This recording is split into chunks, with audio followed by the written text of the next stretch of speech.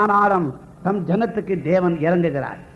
7 సంవత్సరముల యొక్క ఆయుధములు కాల్చబడనంటే ఎంతగా ఆయుధములు ఉండనో చూడండి. ఆయనను దేవుడు తన జనులకు కనికరము గలవాడుగా ఉండెను. If at the end of the battle all these weapons will be burned by fire for 7 years, consider how much shall be their armory. Even in that case, God is on the side of his people and he is merciful towards them. அதிலே 11వ వచనం 12వ వచనం படிக்கிறவடே. అదే అధ్యాయంలో 11 12 వాక్యములు Verses 11 and 12. படி. அந்நாளில் இஸ்ரவேல் தேசத்திலே சமுத்திரத்துக்கு கிழக்கே பிரயாணக்காரனின் பள்ளத்தாக்கி புதைக்கிற ஸ்தானமாக கோகுக்கு கொடுப்பேன். அது வழி போகிற மூக்கை பொத்திக் கொண்டு போக பண்ணும். அங்கே கோகையும் அவருடைய எல்லா சேனையும் புதைத்து அதை ஆமோன் கோகையின் பள்ளத்தாக்கு என்பார்கள். இஸ்ரவேல் வம்சத்தார் தேசத்தை சுத்தம் பண்ணும்படிக்கு அவர்களை புதைத்து தீர 7 மாதம் செல்லும். என்னத்த படிக்கிற? 12వ வசனம் விளக்கமா படி.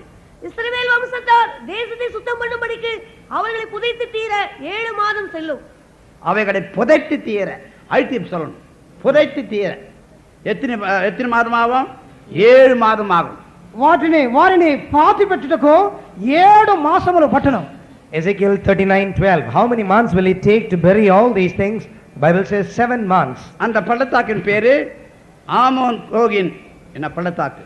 ఆ లోయకు పేరు హమోన్ గోగు అని పేరు. The name of the valley is Hamon Gog. இதுல எல்லா சவத்தையும் போடுவார்கள். இது சுட்டரிக்க சவங்களை 7 மாதம் செல்லும். ఈ లోయలో శవములన్నిటినీ తీసుకొని వచ్చి పడవేదురు, వాటన్నిటిని దహించుటకు పాతిపెట్టుటకు 7 నెలలు పట్టును. It is in this valley that they shall throw all the dead bodies, and it will take 7 months to bury them all. அது பிறகுதான் பாடுறோம். இதுதான் கோகுமாக யுத்தம். நான் சுருக்கமா சொல்லுகிறேன். இதான் வியாக்கியம் படுத்த நேரம் கிடையாது. இதான் உலகத்திலே கடைசி யுத்தம். ఇదే గోగు మాగోగు యుద్ధము, లోకములో చివరి యుద్ధం. అది దీనిని గురించి క్లుప్తముగానే నేను చెప్పి ఉన్నాను. This is the last of all the battles here on the earth. This is called Gog and Magog. I have no time to explain in detail, so I am concluding here. அது பிறகுதான் பார்க்கிறோம். இந்த வலு சர்பத்தை வெளிப்படுத்த 20ஆம் அதிகாரம் 10ஆம் வசனத்துல வாசிக்கும் போது மிருகமும் களத்தில் இருக்கிற அக்னி கடல்ல இந்த வலு சர்பம் கூட தள்ளப்பட்டு போவான். ప్రకటన గ్రంథము 20వ అధ్యాయం 10వ వాక్యములో ఈ ఘట సర్పం అన్నది మృగము అబద్ధ ప్రవక్త ఉన్నటువంటి ఆ యొక్క స్థలంలో పడద్రోయబడెను. So according to Revelation 20:10, we find that it is after this Gog and Magog that the devil that deceived all of them was cast into the lake of fire, where was already cast the beast and the antichrist. அதுக்கு பிறகுதான் வெள்ள சிங்காசனம் அந்தரகத்தில் ஸ்தாபிக்கப்படும். దానికి తరువాతనే ధవళ సింహాసనం అన్నది అది స్థాపించబడెను. It is after that shall be the great white throne judgment. பாருங்க, படிங்க. வெளிப்படுத்தல் படிக்கும்போது ప్రకటన గ్రంథంలో We read about that also in the book of 20ஆம் அதிகாரம் Revelation. 11-15 முடிய 20వ అధ్యాయము 11 నుండి 15 వరకు. In chapter 20 verses from 11 to 15. 15 వరకు 15 వరకు, 11 నుండి 15 వరకు. பின்பு நான் பெரிய வெள்ளை சிங்காசனத்தையும் அதன் மேல் வீற்றிருக்கிறவரையும் கண்டேன். அவருடைய சமூகத்தில் இருந்து பூமியும் வானமும் அகன்று போயின. அவைகளுக்கு இடம் காணப்படவில்லை. மரித்தோராய சிறியோரையும் பெரியோரையும் தேவனுக்கு முன்பாக நிற்க கண்டேன். அப்பொழுது புஸ்தகங்கள் திறக்கப்பட்டன. ஜீவ புஸ்தகம் என்னும் வேறொரு புஸ்தகமும் திறக்கப்பட்டது. அப்பொழுது அந்த புஸ்தகங்களில் எழுதப்பட்டவர்களின்படியே மரித்தோர் தங்கள் தங்கள் கிரியைகளுக்கு தக்கதாக நியாய தீர்ப்படைந்தார்கள். சமுத்திரம் தண்ணீர் உள்ள மரித்தோரை ஒப்புவித்தது. இங்க என்ன படிக்கிறோம்? ఏం చదివినాం? What do we read here? உலக தோற்றம் சிறியோரும் பெருள் யாவரும் அந்தரங்கத்தில் போய் சிங்காசனம் முன்பாக நிற்பார்கள். எங்க காட்டினே లోకమంతట్లో నుండి కొద్దివారేమి గొప్పవారేమి అందరూ ఆ ధవళ సింహాసనం మీదకు వెళ్ళి నిలబడదురు. All the dead, both small and great, right from the time of the foundation of the world, shall go and stand before the judgment seat. இந்த பூமி வானமெல்லாம் அகன்று போயிடும். அந்தரங்கத்தில் அந்த சிங்காசனம் ஸ்தாபிக்கப்படும். ராஜாத்தி ராஜா கத்தாரி கத்தாவை இயேசுவானவர் அந்த சிங்காசனத்தில் வீற்றிருப்பார். ఈ భూమి ఆకాశం అంతయు గతించి పోవును. అంతరంగంలో ఆ ధవళ సింహాసనం స్థాపించబడను. ప్రభు అయిన యేసుక్రీస్తు ఆయన ఆ సింహాసనం మీద ఆసీనుడుగా ఉండును. The heaven and the earth shall flee away from his presence. There shall be no place found for them. And at that time, the Lord Jesus Christ, the Lord of Lords and the King of Kings, shall be seated on that great white throne. நியாயம் தீர்க்கும்படி న్యాయము తీర్చుటకు He shall be seated there in order to judge. வேற எந்த தெய்வங்களும் ஒருத்தரும் கிடையாது. இயேசு கிறிஸ்துவானவர் அந்த வெள்ள சிங்காசனத்தில் உட்கார்ந்து நியாயத்துக்கு உட்காருவார். మరి ఏ దేవుడునో దేవత ఉండదు. ప్రభు అయిన యేసుక్రీస్తు మాత్రమే ఆ ధవళ సింహాసనములో అంతరిక్షమందు ధవళ సింహాసనములో న్యాయం తీర్చుటకై ఆసీనుడై There ఉన్నాడు. shall be no other god or goddesses seated, either seated or there to help. It is only the Lord Jesus Christ who shall be seated on that great white throne. வெள்ளாட்டுக்கும் செம்மறியாட்டுக்கும் சொன்னார், ரட்சிக்கப்பட்டவர்களுக்கும் பாவிகளுக்கு தான் நியாய தீர்ப்பு உண்டு, பரிசுத்தவான்களுக்கு நியாய தீர்ப்பே கிடையாது. గొర్రెలకు మేకలకు లేక రక్షణ పొందిన వారికి పాపులకే న్యాయం తీర్చబడను, పరిశుద్ధులకు న్యాయ తీర్పు ఉండదు. At that time judgment will be pronounced. ரட்சிக்கப்பட்டவர் செம்மறியாடு, பாவிகள் வெள்ளாடு, ரெண்டு பகுதியில் நிக்க வைத்து கர்த்தராகிய இயேசு நியாயம் தீர்ப்பார். రక్షణ పొందిన వారు గొర్రెలు, పాపులుగా ఉన్న రక్షణ పొందినటువంటి వారు వారి మేకలు, ఇరువైపుల వారిని నిలిపి ఆయన వారికి శిక్షను తీర్చును. At that time judgment will be pronounced only upon the goats and the sheep. The sheep speaks of the saved people and the goat speaks of the unsaved people. Sheep shall be on his right and the goat shall be on his left. Saints shall not be judged on that day. Judgment will be only for the saved and the unsaved. அந்த நாளில் இந்த பூமி இருக்காது, வானம் இருக்காது, எல்லாம் அகன்று போய்விடும். அப்படின்னா நீ அந்தரத்தில் நிக்க வேணும். ఆ దినమునందు ఈ భూమియో ఆకాశమో ఉండదు, ఆ దినమునందు మీరు అంతరిక్షంలోనే నిలవవలసి వచ్చును. At that time there shall be no heaven, there shall be no earth. You have to just be standing in the presence of God. There shall be nothing to sustain you. தோட்டங்களும் தென்னை மரங்களும் ஆடு மாடுகளும் பணமும் பேங்கும் எல்லா காரியமும் குடும்பத்திலும் எல்லாரும் பூமியே அகன்று போகும்போது அதெல்லாம் போய்விடும். நீ மட்டும்தான் அந்தரங்கத்தில் இயேசுக்கு முன்பாக நிற்க வேண்டும். తోటలు, కొబ్బరి చెట్లు, కట్టడములు, బ్యాంకు డబ్బు సేకరించినటువంటి డబ్బు ఇవన్నీ ఏవి ఉండవు. ఎందుకంటే భూమి అంతయు గతించిపోవను, మీరు ఒక్కరు మాత్రమే అంతరిక్షములో నిలవవలసి ఉందరు. At that day of great judgment, all the gardens, orchards, palm grove, cattle, flock, your bank account, your money, all the heaven and the earth shall pass away. You have to stand alone before God. அதனால தான் பார்க்கிறோம், புஸ்தகங்கள் அந்த நேரத்தில் திறக்கப்பட்டன. ఆ దినమందు అప్పుడు గ్రంథములు తెరవబడెను అని వ్రాయబడి It is ఉన్నది. written that at that time the books shall be opened. புஸ்தகங்கள் என்று சொல்லப்பட்டிருக்கின்றன. పుస్తకములు అని వ్రాయబడి ఉన్నది. It is written in plural. Books shall be opened. தானியேல் 7ஆம் அதிகாரம் 10ஆம் வசனத்தில் கூட அவ்விதமாய் படிக்கிறோம். దానియేలు 7:10 కూడా ఆ విధంగా చదువుతున్నాం. We read about that even in Daniel 7:10. அக்கினி நதி அவர் சந்நிதியிலிருந்து புறப்பட்டு ஓடினது, 1000 பேர் அவரை சேவித்தார்கள், கோடி பேர் அவருக்கு முன்பாக நின்றார்கள், நியாய சங்கம் உட்கார்ந்தது, புஸ்தகங்கள் திறக்கப்பட்டது. புஸ்தகங்கள் திறக்கப்பட்டது. గ్రంథములు తెరవబడెను. Books were opened. பல புஸ்தகங்கள் உண்டு. పలు విధములైన పుస్తకములు ఉన్నవి. There are different books. அங்கே பார்க்கிறோம், அதாவது அங்க ஜீவ புஸ்தகம் என்றும் ஆட்டுக்குட்டியான் ஜீவ புஸ்தகம் என்றும் ஞாபகார்த்த புஸ்தகம் என்றும் இருக்கிறது. జీవ గ్రంథమనియు, గొర్రెపిల్ల యొక్క జీవ గ్రంథమనియు, జ్ఞాపకార్థమైన పుస్తకమనియు అక్కడ రాయబడి ఉన్నది. In the chart that is displayed, we see 3 books. 1 is the book of life, 2 the Lamb's book of life, 3 the book of remembrance. அதுதான் பார்க்கிறோம். அந்த வெளிப்படுத்தின 20ஆம் அதிகாரம் 15ஆம் வசனம் படிக்கும்போது ஜீவ புஸ்தகத்தில் யார் பெயர் இல்லையோ அவள் அக்னி கடலில் தள்ளப்பட்டு போவார்கள். ప్రకటన 20:15 వాక్యములు మనం చదువుతున్నాము. ఎవరి పేరైతే జీవ గ్రంథములో, గొర్రెపిల్ల యొక్క జీవ గ్రంథములో వ్రాయబడదో వారు అగ్నిగంధములో పడవేయబడుదురు అని వ్రాయబడి ఉన్నది. In the book of Revelation chapter 20 verse 15, we find that whosoever was not found written in the book of life shall be cast into the lake of fire. அப்படின்னா புஸ்தகங்கள் திறக்கப்பட்டன. అందువలనే గ్రంథములు తెరవబడెను. So before that great white throne, the books were opened. அருமையான சகோதர சகோதரியே, உன்னுடைய பேர் எந்த புஸ்தகத்தில் இருக்கிறது? ప్రియమైన దేవుని బిడ్డ, మీ యొక్క పేరు ఏ గ్రంథములో వ్రాయబడి Dear ఉన్నది? brother, dear sister, in which book is your name written? பொதுவான ஒரு புஸ்தகம் இருக்கிறது. సాధారణమైన ఒక పుస్తకం ఉన్నది. There is a common book. அது புழுதியில எழுதப்பட்ட பேரு. అది బూడిదతో వ్రాయబడినటువంటి పేరు. It is not actually a book, it is just the dust of the earth in which the names of the unrighteous are written. இரண்டாவது ஞாபக புஸ்தகம் ஒன்று இருக்கிறது. రెండవదిగా జ్ఞాపక పుస్తకం అని ఒకటి ఉన్నది. Secondly, book of remembrance. மூன்றாவது ஜீவ புஸ்தகம் ஒன்று இருக்கிறது. మూడవదిగా జీవ గ్రంథము. Thirdly, book of life. நான்காவது ஆட்டுக்குட்டியான ஜீவ புஸ்தகம் ஒன்று இருக்கிறது. నాలుగవదిగా గొర్రెపిల్ల యొక్క జీవ గ్రంథము. Fourthly, the Lamb's book of life. இதை நீங்கள் நன்றாக அறிய வேண்டிய அவசியம். వీటిని గురించి మీరు బాగా You గ్రహించవలెను. have to understand this clearly. எரேமியா 17ஆம் அதிகாரம் 13ஆம் வசனம் படிக்கிற வேண்டியது. ఇర్మియా 17:13. Jeremiah 17:13. இஸ்ரவேலின் நம்பிக்கையாகிய கர்த்தாவே, உம்மை விட்டு விலகுகிற யாவரும் வெட்கப்படுவார்கள். அவர்கள் ஜீவனுள்ள தண்ணீரின் ஊற்றாகிய கர்த்தரை விட்டு விலகி போனபடியால் உம்மை விட்டு அகன்று போகிறவர்களின் பெயர் புழுதியில் எழுதப்படும். அவங்க பெயர்லாம் புழுதியில எழுதப்படும். వారి యొక్క పేరులు ఇసుక మీద, బూడిద మీద వ్రాయబడిన Their names shall be written on the dust of the earth. நல்லா கவனிச்சு கொடுங்க. இவங்க ரட்சிக்கப்படவில்லை. వీరు రక్షణ పొందలేదు. They were not saved. அவருடைய பேர் ஜீவ புஸ்தகத்தில் கிடையாது. వారి యొక్క పేరు జీవ గ్రంథంలో లేదు. Their names shall not be found in the book of life. இது ஒரு பொதுவான புஸ்தகம். இது புழுதியில் எழுதப்பட்ட பெயர். ఇది సాధారణమైన పుస్తకము. ఇది ఇసుక మీద వ్రాయబడినది ఉన్నది. These are those whose names are written in the earth. So in one sense that is also a book.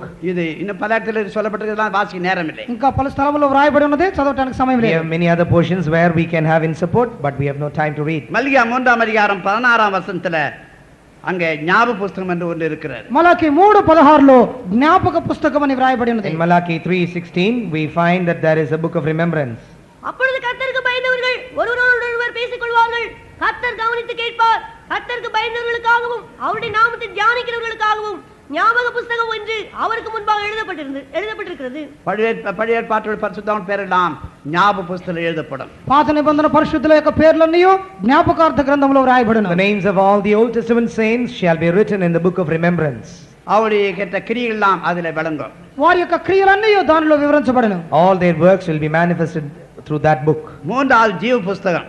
మూడవదిగా జీవ గ్రంథము. Thirdly, the book of life. ஜீவ புஸ்தகத்தை பல இடத்துல படிக்கிறோம். జీవ గ్రంథముల గురించి పలు స్థలముల్లో In చదువుతున్నాం. different places we read about this book of life. முதலாவது சீஷர்களுக்கு இயேசு கட்டளை கொடுத்து அனுப்பும்போது பேய் பிசாசுలను துரத்திட்டு வந்து ஆண்டவரே உம்முடைய நாமத்தில் பிசாசுகள் ஓடுகின்றன என்று சந்தோஷப்பட்டார்கள். இயேசு சொன்னார், பேய்கள் ஓடுகினால் இது சந்தோஷப்பட வேண்டாம், உம்முடைய நாமங்கள் జీవ పుస్తకం எழுதப்பட்டதுக்காக సంతోషపడలు என்றார்.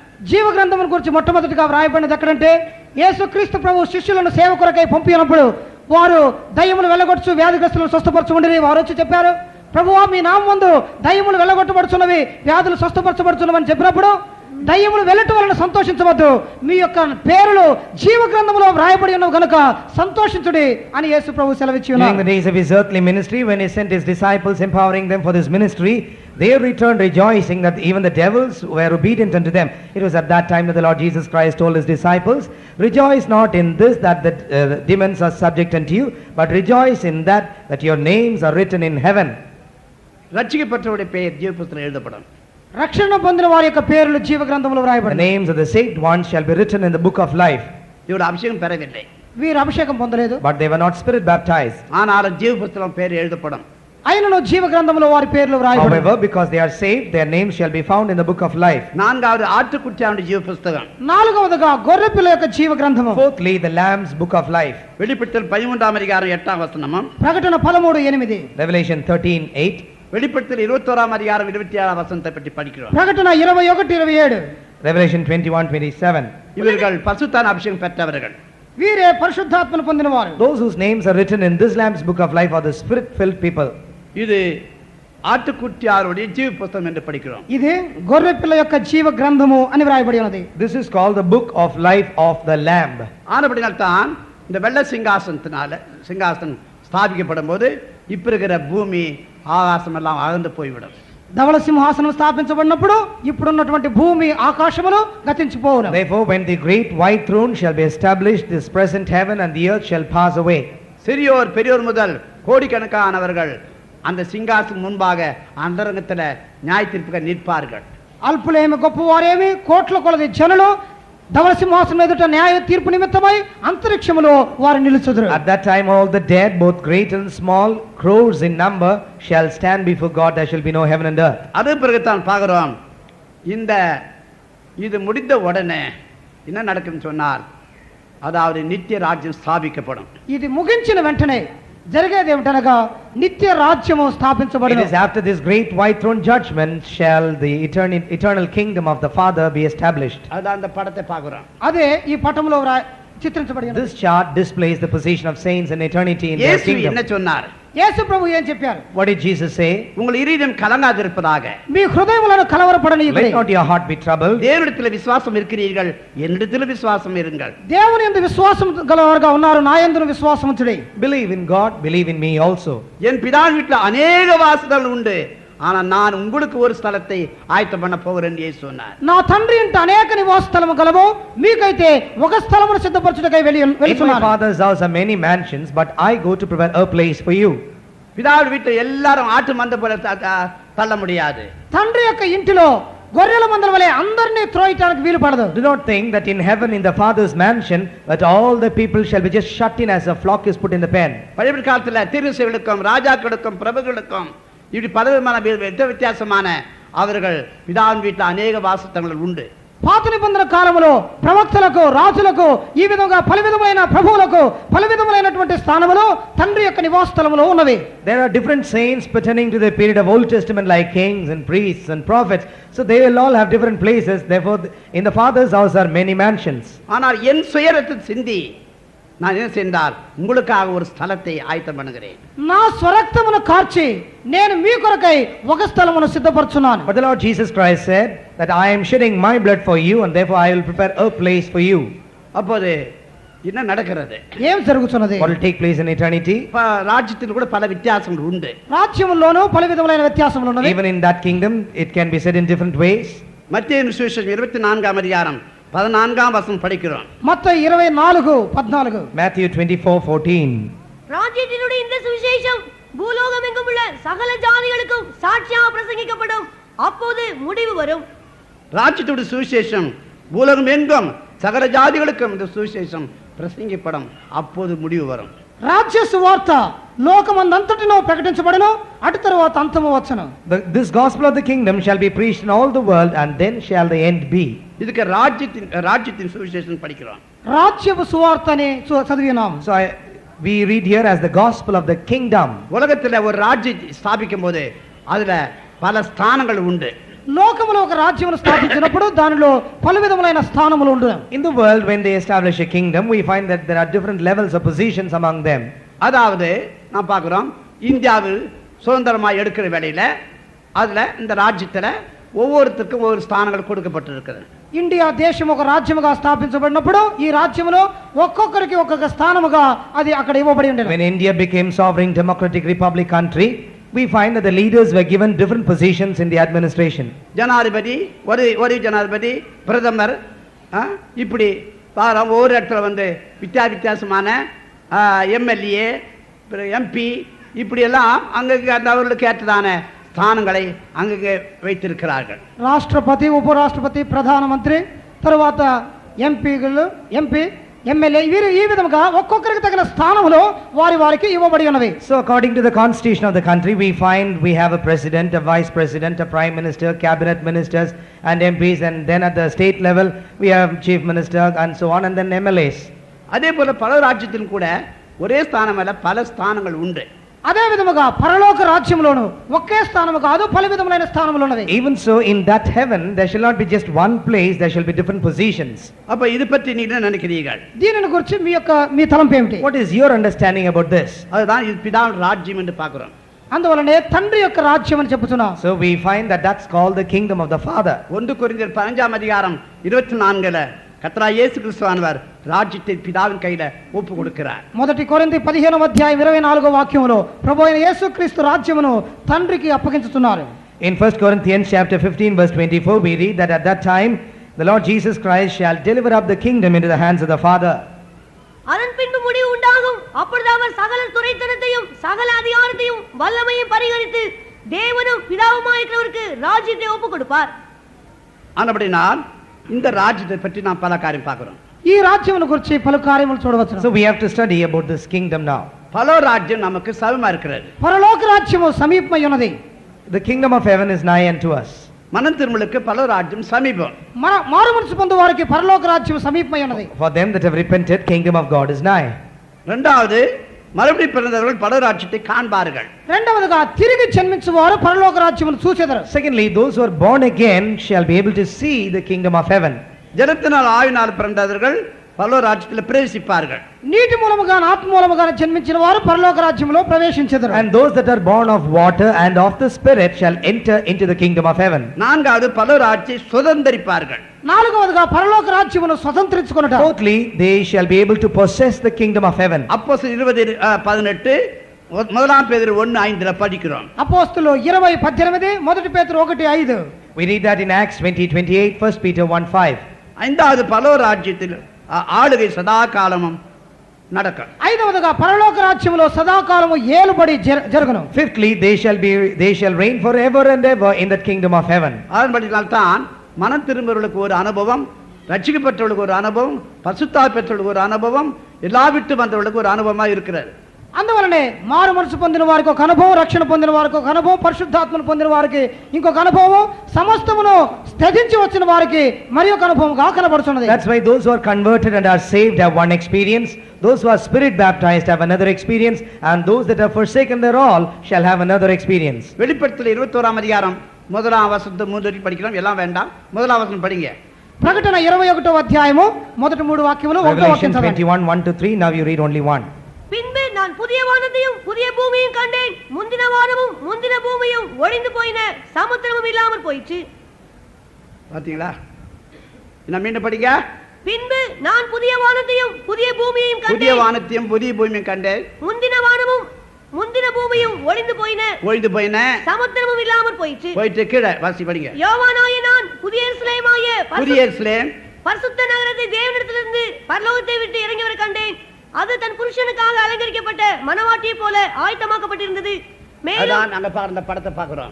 దానినే ఆ పటములో మనం చూస్తున్నాం. This is what we see in this chart. புதிய பூமி, నూతన భూమి, New earth, புதிய வானம், నూతన ఆకాశము, new heaven, புதிய எருசலேம், నూతన యెరూషలేము, new Jerusalem, சியோன். సియోను. Zion. புதிய பூமி செம்பிடாட்டு ரட்சிக்கப்பட்ட அனுபவமானது. నూతన యెరూషలేము అన్నది గొర్రెలు రక్షణ పొందినటువంటి అనుభవం. புதிய New பூமி, earth. నూతన భూమి. New earth is for the sheep, the saved ones. புதிய வானம், నూతన ఆకాశము. The new heaven. அது நட்சத்திரத்துக்கு அடையாளம், அநேக நீதிக்குட்படுத்துவது. అది నక్షత్రములకు సాదృశ్యము, అనేకులను నీతి మార్గములోనికి తెచ్చినది. That's like unto the stars that lead the many into righteousness. எருசலேம், యెరూషలేము The new Jerusalem. அது ஆட்டுக்குட்டிக்கு அடையாளம். అది గొర్రె పిల్లకు సాదృశ్యము. And that's like the lamb. இந்த ஆட்டுக்குட்டி தான் ஆட்டுக்குட்டியான ஜீவ புஸ்தகத்தில் பெயர் எழுதப்பட்டவர்கள். వీరే గొర్రె పిల్ల గారి యొక్క జీవ గ్రంథంలో పేర్లు వ్రాయబడిన వారు. These are those whose names were found written in the Lamb's book of life. புதிய பூமி போறவங்க ஜீவ புஸ்தகத்தில் பெயர் எழுதப்பட்டவர்கள். నూతన భూమికి వెళ్ళువారు జీవ గ్రంథంలో పేర్లు Those వ్రాయబడిన who go to new earth are those who have their names written in the book of life. புதிய வானத்துக்கு போறவர்கள் ஞாபகார்த்த புஸ்தகத்தில் எழுதப்பட்டவர்கள். నూతన ఆకాశమునకు వెళ్ళువారు జ్ఞాపకార్థ గ్రంథంలో పేర్లు Those who వ్రాయబడిన go to new heaven are those whose names are written in the book of remembrance. சியோனுக்கு போறவர்கள் பிதா நாமம் குமார் நாமம் தரிக்கப்பட்டவர்கள். முழு உலகத்துக்கும் ஊழிக்காரர் சியோனு போகிறவர்கள் பிதாவை போல இருக்க வேண்டும். సియోనుకు వెళ్ళినట్టు వారికి వారి నొసట తండ్రి యొక్క నామం కుమారుని నామం లిఖించబడి ఉండును. వారు సర్వలోకమునకు తండ్రుల వలె ఉందురు. But those who go to Zion are those on whose foreheads is written the name of the Father and the name of the Son, and they should be like Father here on the earth, and they are the servants of God of all the earth. என் ரூம்ல ஒரு screen போட்டு இருக்குது. నేనుండే గదిలో room లో ఒక screen ఉన్నది. In my room there is a curtain or a screen. அது ரெண்டு ஊழியக்கார சிஸ்டர் அங்க பேசுறாங்க. அந்த சைகெல்லாம் அந்த ஸ்கிரீன்ல தெரியுது எனக்கு. ఇద్దరు సేవకులైన సహోదరులు వచ్చి అక్కడ మాట్లాడుతున్నారు. వారు ఆ స్క్రీన్ లో నుండి నేను చూసినప్పుడు వారు మాట్లాడే ఆ సైగ చేసే సైగలన్నీ నాకు కనబడి ఉన్నవి. Two worker sisters came to see me, but they were on the other side of the screen. They were talking among themselves, and I was able to see from inside their gestures and their actions. பாரு, இப்போ பாஸ்கிட்ட போகிறேன். அப்பச்சா அப்பச்சா, அப்பா அப்பா, எனக்கு ஒரு சேரின்னு கேட்குறேன் பாரு. அப்பா உடனே சேரி எனக்கு கொடுத்துருவாரு. அப்படி மெதுவாக சொல்லிட்டு வராங்க. வந்தோடனே அப்பா எனக்கு சேரி இல்லப்பா. ஏன் அவ்வளோ நைஸ் பண்ணுறாங்க? వారిద్దరు ఆ స్క్రీన్ కి అటుపక్క ఉన్నప్పుడు ఏం మాట్లాడంటే, చూడండి నేను పాస్టర్ గారి దగ్గరికి వెళ్తాను, అప్ప నేను అడిగి అయ్యా నాకు ఒక శారీ కావాలని అడుగుతాను, ఆయన ఇస్తారని చెప్పి మెల్లగా లోపలికి వచ్చి అయ్యా నాకు ఒక శారీ కావాలని అంత నైస్ గా నాతో మాట్లాడుచుండేది. And those sisters talked among themselves saying, I will go inside and call him Appacha and tell him and say, I don't have a sari, please get me. And having talked like that, they came inside my room, and then they very humbly and nicely behaved and said, Appa, get me a sari.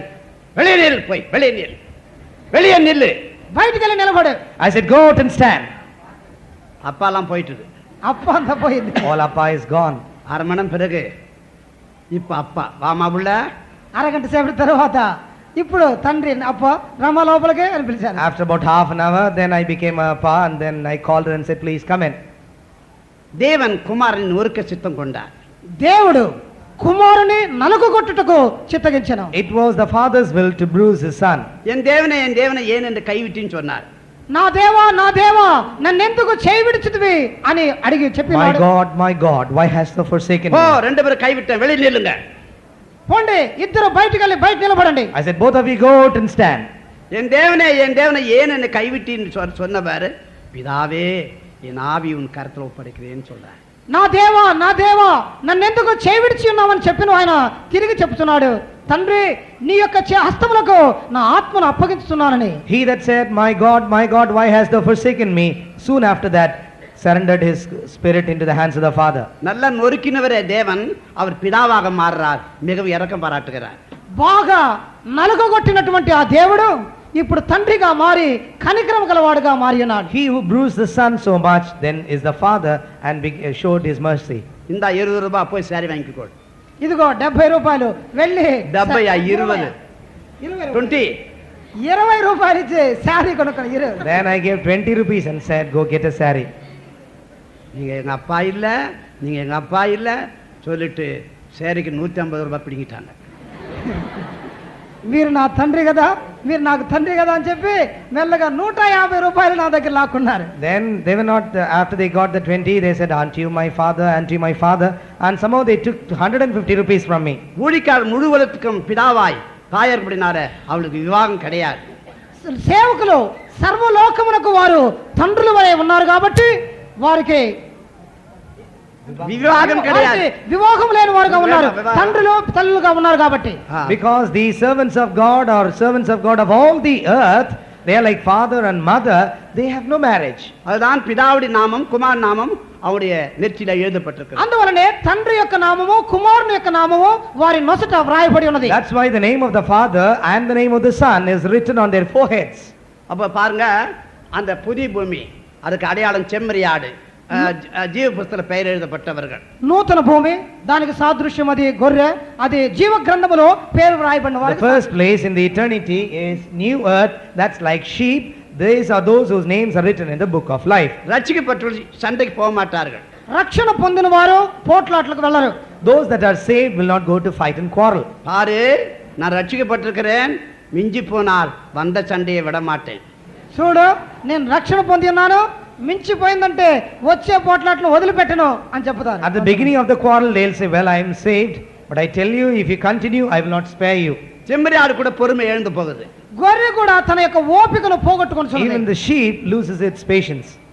ஆனால் எருசலேம், புதிய எருசலேம் பேர் எழுதப்பட்டவர்கள் ஆட்டுக்குட்டி ஆணுடைய ஜீவ புஸ்தகம். నూతన యెరూషలేములో పేరు రాయబడిన వారు, నూతన యెరూషలేము పొందిన వారు, వారు గొర్రెపిల్ల యొక్క జీవ గ్రంథంలో పేరు రాయబడిన వారు. But those that are in New Jerusalem are those whose names are written in the Lamb's book of life. ஆட்டுக்குட்டி ஜீவ புஸ்தகம் யார் பேர் எழுதப்பட்டிருக்கோ அவள் சாந்தமும் அமைதியும் பொறுமையும் சகிக்கக்கூடிய குணமுள்ளவளாய் இருப்பார்கள். గొర్రెపిల్ల యొక్క జీవ గ్రంథంలో ఎవరి పేర్లు అయితే వ్రాయబడి ఉండునో వారు గొర్రెపిల్ల వలె మిక్కిలి శాంతముగాను సహించు స్వభావం గలవారుగాను సాత్వికముగాను వారు కనబడతారు. Those who are like the lamb in New Jerusalem are those who are meek and lowly in heart. They exercise patience. They are able to bear all things and endure all things. வெள்ளாடு ரட்சிக்கப்படாத பாவிகள். మేక అది రక్షణ పొందనటువంటి పాపులను చూపుతున్నది. But the goats, they are unsaved sinners. அது நரகத்தில் தள்ளப்பட்டு போகும். వారు నరకంలో పడద్రోయబడతారు. That will be cast into hell. அவங்க பேர் தான் புனிதத்தில் எழுதப்பட்டிருக்கிறது. వారి యొక్క పేరులే ఇసుక మీద రాయబడిన. These are they which departed from the Lord God, so their names were written on the earth. நரகத்திலும் கூட 3 இடம் உண்டு. నరకములోను 3 స్థలములు ఉన్నవి. Even in hell there are 3 places. பாதாளம் என்று சொல்லப்பட்டிருக்கு. పాతాళం అన్నది ఒకటి. One is called the bottomless pit. அதுக்கு ஹாடிஸ் ன்னு சொல்லப்பட்டிருக்கு. హేడ్స్ అని దానికి Sorry, పేరు. the first place is called hell. In the original language it is Hades. பாதாளம் சொல்லும்போது நரகம். పాతాళం అనగా నరకము. First is hell. எல்லா ஹாடிஸ். Hell in the original language it is Hades. Tartus, రెండవదిగా Tartus. Secondly, the outer darkness, that is Tartarus. மூன்றாவது அபுசஸ். మూడవదిగా అబూసస్. Thirdly, bottomless pit, that is Abusos. இப்போ ஹாடிஸ் சொல்லும்போது பாதாளம் இது நரகம் பாவிகளுக்கு. పాతాళం అన్నది నరకము, ఇది పాపులకు. The first of the 3 places is called Hades or hell, that is for the sinners. நரகம் முதலாவது நரகம் யாருக்கு? నరకం అన్నది ఎవరికి? For whom is that hell or Hades? 9వ சங்கீதம் 17, 9వ కీర్తన 17వ వాక్యం, Psalm 9:17, 14వ சங்கீதம் 1:4, 14వ కీర్తన 1:4, Psalm 14:1. கெட்டு போறவர்களுக்கு நரகம். చెడిపో వారికి, నాశనమునకు వెళ్ళే వారికి నరకం. And they that perish, they shall have hell. இரண்டாவது குடிக்காரர்களுக்கு, கள்ளு சாராயம் எல்லாம் வெறி குடிகளுக்கு நரகம். రెండవదిగా త్రాగుబోతులకు నరకం. Secondly, hell is for the drunkards, those who take liquor and arak or toddy or anything like that. ஏசாயா 5ஆம் அதிகாரம் 14ஆம் வசனம், యెషయా 5:14, Isaiah 5:14, 11ஆம் வசனத்திலிருந்து 14 வரைக்கும் படிச்சா தெரியும். 11 నుండి 16 వరకు చదివితే Isaiah అర్థమవుతుంది. 5:11 to 14. மூன்றாவது பூமியின் அதிபதிகளுக்கு, இதுக்கு லீடர்ஸ் கிரேட் கோட்ஸ் சொல்லப்பட்டிருக்கு இங்கிலீஷ்ல. ఇది భూలోకంలో ఉన్నటువంటి అధిపతులు, లీడర్స్, నాయకులుగా ఉండే వారికని వ్రాయబడి ఉన్నది. Thirdly, it is for the leaders of this world, the great force. இது ஏசாயா 14ஆம் அதிகாரம் 9-11 முடி படிக்கிறோம். యెషయా 15:9 నుండి 15 వరకు మనం చదువుతున్నాం. Isaiah 14:9-11. 11. நான்காவது ஐசுவானுக்கு நரகம். నాలుగవదిగా ఐశ్వర్యవంతులకు, ధనికులకు నరకం. Fourthly, the rich men shall go to hell. லூக்கா 16ஆம் அதிகாரம் 23ஆம் வசனம். లూకా 16:23. Luke 16:23. ஐந்தாவது பார்க்குறோம், அங்க செல்வாங்களுக்கு நல்ல ஆடி பாடி டான்ஸ் பண்ணி நல்ல செல்வாக்கா ஜீவிக்கிறவர்களுக்கு நரகம். ఆరవదిగా బాగా తిని త్రాగి ఉల్లాసముగా ఉండే వారికి నరకం. Fifthly, hell is for those who are gorgeously dressed in purple, they eat and drink and make merry. யோபு 21ஆம் அதிகாரம் படிக்கிறோம், 13ஆம் வசனம் 11ஆம் வசனத்தில் 15 வரைக்கும் படிக்கிறோம். యోబు 21వ అధ్యాయం 13వ వాక్యం, 11ஆம் வசனத்திலிருந்து 15 வரைக்கும் படிச்சா தெரியும். 11వ వాక్యం నుండి 15 వరకు చదివితే గ్రహించగలం. Job 21:11-13. இப்படி நரகம் யாருக்கு என்று இதெல்லாம் விளக்கமா சொல்லப்பட்டிருக்கு. ఈ భాగంలో నరకము ఎవరికి అని వివరముగా These are the వ్రాయబడింది. different ones explained in the Bible that shall go to hell. Mark 9ஆம் அதிகாரம் 43-48 வரைக்கும் இயேசுவே நரகத்தை பற்றி சொல்லுகிறார். మార్కు 9:43 నుండి 48 వరకు యేసు ప్రభువే నరకమును గురించి చెప్తున్నారు. In Mark 9:43-48, we find even the Lord Jesus Christ, he spoke about the hell. நரகத்துல 3 இடம் உண்டு. నరకములో 3 స్థలములు There ఉన్నాయి. are 3 places there. முதலாவது இடம் பாவிகளுக்கு நரகம். మొట్టమొదటిది పాపులకు నరకము. Number 1, Hades for all sinners. இரண்டாவது மரணம், அதாவது புறம்பான இருள் பின்மாற்றக்காரர்களுக்கு. రెండవదిగా బాహ్యపు చీకటి, వెనుకంజ వేసిన వారికి. Secondly, outer darkness, darkness for backsliders. மூன்றாவது நரகம் பிசாசுகளுக்கு, మూడవది నరకం, అది సాతానులకు. பாதாள குழி. పాతాళపు. Thirdly is bottomless pit or abyssos, that is for the devil.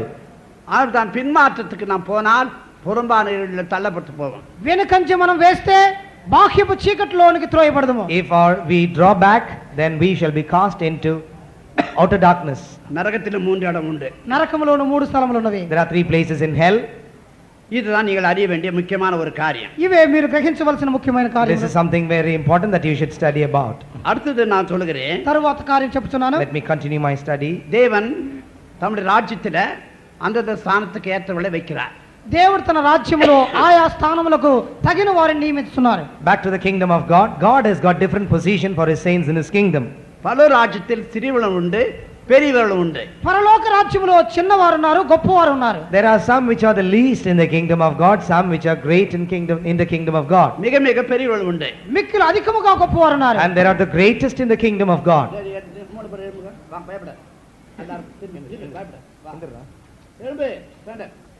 அந்த பக்கம் திரும்ப. தம்பி அப்படி அந்த கட்சி நில்லு, அந்த கட்சி நில்லு சீக்கிரம். நீ அந்த கட்சி போ, நில்லு. இன்னொரு ஆள் எழும்பு, அங்க நில்லு. இங்க இங்க இவன் பக்கத்துல. இப்போ இந்த 4 பேர் பாருங்க. మీరు నలుగురిని చూడండి. Now 4 little lads are standing before you. மத்தேயு 5ஆம் அதிகாரம் 19ஆம் வசனம். మత్తయి 5:19. Read Matthew 5:19. கோலகொண்டா. ஆகையால் இந்த கற்பனைகள் எல்லாவற்றிலும் சிறிதானது ஒன்றை படி. ஆகையால் இந்த கற்பனைகள் எல்லாவற்றிலும் சிறிதானது ஒன்றை ஆகிலும் மீறி அவ்விதமாய் மனுஷருக்கு போதிக்கிறவன் பரலோக ராஜ்யத்தில் எல்லாரிலும் சிறியவன் எண்ணப்படுவான். இவன் பரலோக ராஜ்யத்துல சிறியவன். ఈయన పరలోక రాజ్యములో అల్పమైన చిన్నవాడు. He is the least in the kingdom of heaven. எல்லாத்துக்கும் கை கொண்டு போதுகிறன், இவனை பார்க்கலாம் பல ராஜ்யத்தில் பெரியவனா இருப்பான். అన్నిటినీ గైకొని బోధించువాడు ఆయన కంటే పరలోక రాజ్యంలో గొప్పవాడుగా He ఉంటాడు. that shall keep all things shall be greater than him in the kingdom of heaven. ஆனால் மத்தேயு 11ஆம் அதிகாரம் 11 வசனம் வாசிக்கும் போது ஸ்திரீகளே பிறந்த யோவான் ஸ்நானகன் அவன் பெரியவனா இருப்பான் படிக்கிறோம். మత్తయి 11వ అధ్యాయం 11వ వాక్యములో స్త్రీలు కనిన వారిలో ఉన్న బాప్టిస్మ ఇచ్చి యోహాను గొప్పవాడుగా ఉండును. But in Matthew 11:11 we find about John the Baptist that among all them that are born in women there is none greater than him. இவன் யோவான் ஸ்நானகன். ఈయన బాప్టిస్మ ఇచ్చి యోహాను. He is like John the Baptist. இவன் பெரியவன். గొప్పవాడు. He is great. ஆனா பரலோக ராஜ்யத்துல இருக்கின்ற பெரியவன் இவனை பார்க்கணும் பெரியவனா இருக்கிறான். இவன் கிரேட்டர், இவன் கிரேட். పరలోక రాజ్యములో ఉన్నవాడు ఆయన కంటే బాప్టిస్మ ఇచ్చి యోహాను కంటే గొప్పవాడుగా ఉన్నాడు. This is John the Baptist who is great in the kingdom of God, but he is greater than him in the kingdom of heaven. இவன் least. ఈయన అల్పమైన వాడు, చిన్నవాడు. That boy is the least in the Even kingdom great. of heaven. ఈయన గొప్పవాడు. He is great. இவன் greater. ఆయన కంటే గొప్ప, ఆయన అధికమైన గొప్పవాడు. He is greater than him in the kingdom of heaven. அதுதான் இது ரெண்டு சேர்த்தா ஒண்ணாக்கணும். ఈ రెండు కలిసినప్పుడే ఒకటిగా మారుతున్నది. So only when these two should be put together, சிறியவனும் பெரியவனுமா இருப்பான். చిన్నవాడు తర్వాత గొప్పవాడు. there shall be the least and there shall be great. யோவான் ஸ்நானகன் பெரியவனா இருப்பான். బాప్టిస్మ ఇచ్చి యోహాను గొప్పవాడుగా ఉండడు. Among them he shall be great. மத்திய சுவிசேஷம் 18ஆம் அதிகாரம் 4ஆம் வசனம் வாசிக்கும் போது மத்தேயு மிக மிக மிகவும் புதிய எருசலேமுக்கு போகிறவன் பெரியவனா இருப்பான். మత్తయి 18:4లో నూతన యెరూషలేమునకు వెళ్ళువాడు వారందరికంటే గొప్పవాడుగా ఉండడు. In Matthew 18:4 we find someone the greatest who shall be in the kingdom of heaven. படிங்க. ஆகையால் இந்த பிள்ளையைப் போல தன்னை தாழ்த்துகிறவன் எவனோ அவனே பரலோக ராஜ்யத்தில் பெரியவனாய் இருப்பான். தமிழ் சரியில்லை, இங்கிலீஷ்ல படி. Whosoever therefore shall humble himself as this little child, the same is greatest in the kingdom of heaven. Greatest. Great, greater, greatest. గొప్పవాడు, అధికముగా గొప్పవాడు, అత్యధికముగా గొప్పవాడు. Look at the three comparative degrees: great, greater, greatest. இந்த மூணாவது ஆளு greatest. ఈ మూడో వ్యక్తి అందరికంటే గొప్పవాడు. The one on the right extreme is the greatest in the kingdom of heaven. இந்த ஆள் மூன்றாவது ஆளு. இந்த ஆளு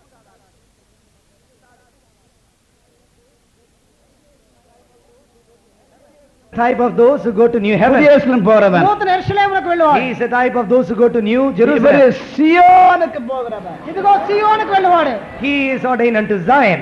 பார்த்தீங்களா? எபிரேயர் 7ஆம் அதிகாரம் 4ஆம் வசனம். హెబ్రీ 7:4. Hebrews 7:4. இவன் எவ்வளவு பெரியவனாய் இருக்கிறான் பாருங்கள். பார்த்தீங்களா? இவன் எவ்வளோ பெரியவனா இருக்கிறான் பாருங்கள்.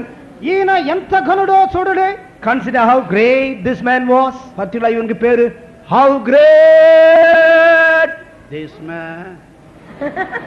ఈయన ఎంత ఘనుడో గొప్పవాడో చూడండి. Consider how great this man was. தம்பி மாடு மேய்க்க போறியா, ஒழித்துக்கு வருவியா? பாரு, இவர் சியோன் సీయోను எவ்வளவு பெரியவன். ఎంత గొప్పవాడు. How great is this man? That's புதிய Zion. எருசலேம் மிக மிகவும் பெரியவன். నూతన యెరూషలేము అత్యధికముగా గొప్పవాడు. New Jerusalem, the greatest of all. இங்க புதிய வானத்துக்கு போறவன் மிக பெரியவன். నూతన ఆకాశంలోకి వెళ్ళివాడు గొప్పవాడై ఉన్నాడు. He that goes to new heaven, the greater. இவன் பெரியவனை பார்க்கலும் பெரியவன், பெரியவனை பார்க்கலும் பெரியவன், గొప్పవాడు కంటే கிரேட்டர். అధికమైన గొప్పవాడు. He is greater than the great. பிறகு அவனே லீஸ்டா இருக்கிறான். తర్వాత అల్పుడుగా చిన్నవాడిగా మారిపోయాడు. However, in the kingdom of heaven he is the least. எது வேணும் உங்களுக்கு? మీకు వీటిలో ఏది కావాలి? Of all these, which one do you prefer? பரலோகத்திலாம் ஒரு இடம் அல்ல. పరలోకములో అంతయు ఒకే స్థలము కాదు. Don't think that all will get the same place in heaven. புதிய பூமி வேற, புதிய வானம் வேற, எருசலேம் வேற, சியோன் வேற. నూతన భూమి వేరు, నూతన ఆకాశం వేరు, నూతన యెరూషలేం వేరు, సియోను వేరు. These are all different. New earth, new heaven, new Jerusalem and Zion. இப்போது உன்னத பாட்டு உட்காருங்க, உட்காருங்க பிள்ளைகள். உன்னத பாட்டு 6ஆம் அதிகாரம் 8-10 வரைக்கும்.